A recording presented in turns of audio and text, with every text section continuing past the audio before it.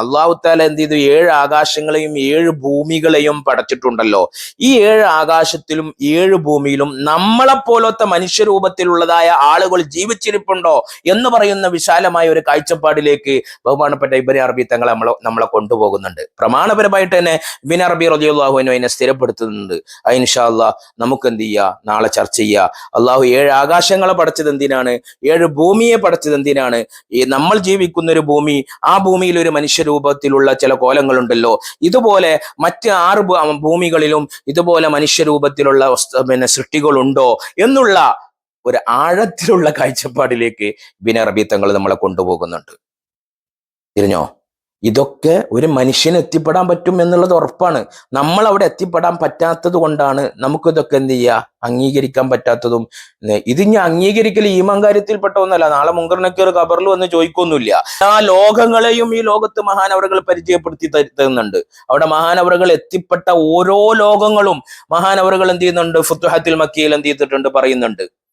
പക്ഷെ ഇങ്ങനൊരു പഠനം ഇബ്നു അറബി റളിയല്ലാഹു അൻഹുവിന്റെ വിജ്ഞാന മേഖലയിലേക്ക് കടന്നു വരാനും അത് മനസ്സിലാക്കാനും മനസ്സിലാക്കിയവരിൽ നിന്ന് മനസ്സിലാക്കാനും ഇന്നത്തെ സമൂഹം നമ്മൾ എന്ത് ചെയ്യണം? തയ്യാറാകണം.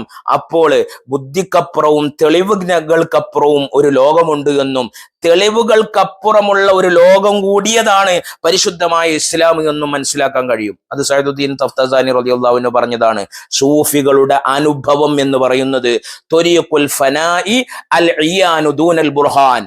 സൂഫിയാക്കൾ അവർ അനുഭവിച്ചതായ ഉന്നതമായ അവസ്ഥകൾ എന്ന് പറയുന്നത് ദർശന ലോകമാണ്, അല്ലാതെ അത് പ്രമാണ ലോകമല്ല. പ്രമാണ ലോകത്തിന്റെ അപ്പുറത്തുള്ള ആത്മീയ ദർശന ലോകം എന്ന് പറയുന്ന ഒരു ലോകം കൂടി ഉൾക്കൊള്ളുന്നതാണ് ഇസ്ലാമികപരമായ ഇസ്ലാമിന്റെ വിശാലമായ കാഴ്ചപ്പാട്. അതും കൂടി ഉൾപ്പെടുത്തുമ്പോൾ ദീൻ എന്ന് പറയുന്നത് പൂർത്തിയാവുകയുള്ളൂ.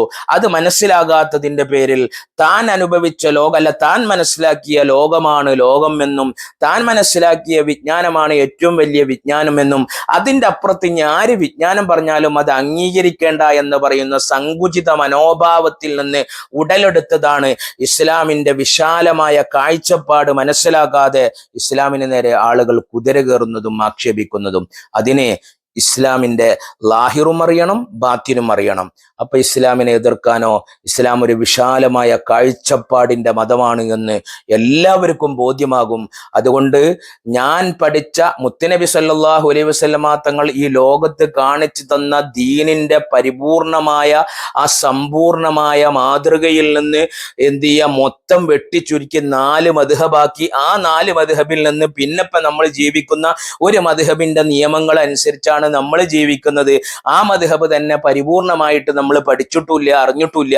എന്നിട്ട് ഇത് മാത്രമേ ദീനുള്ളൂ എന്ന് വിലയിരുത്തിയിട്ട് ദീനിനെ സങ്കുചിത മനോഭാവത്തിലേക്ക് ആക്കി മാറ്റിയിട്ട് ഇസ്ലാമിന്റെ വിശാലമായ കാഴ്ചപ്പാടിനെ തച്ചുടക്കുന്ന ആളുകൾ ഇബ്നു അറബി റളിയല്ലാഹു അൻഹുവിന്റെ വിശാലമായ കാഴ്ചപ്പാടിലേക്ക് വരണമെന്നും ദീനിനെ സമ്പൂർണമായ രീതിയിൽ എല്ലാ ആളുകൾക്കും ബോധ്യപ്പെടുത്തി കൊടുക്കാൻ കഴിയണം എന്നും എല്ലാവരെയും ഉൾക്കൊണ്ടുകൊണ്ടാണ് ദീൻ ഈ ലോകത്ത് എന്ത് ചെയ്തിട്ടുള്ളത്? വളർന്നിട്ടുള്ളതും പോയിട്ടുള്ളതും എന്നും മനസ്സിലാക്കണം എന്നതാണ് ഇബ്നു അറബി തങ്ങളുടെ വലിയ ദർശനത്തിലൂടെ ലോകം നമ്മെ പഠിപ്പിക്കുന്നത്, മഹാരഥന്മാർ നമ്മെ ബോധ്യപ്പെടുത്തുന്നത്, ഇമാം ഖുത്ബ് ഷഅറാനി റളിയല്ലാഹു അൻഹു നമ്മളെ ഉണർത്തി തരുന്നത്.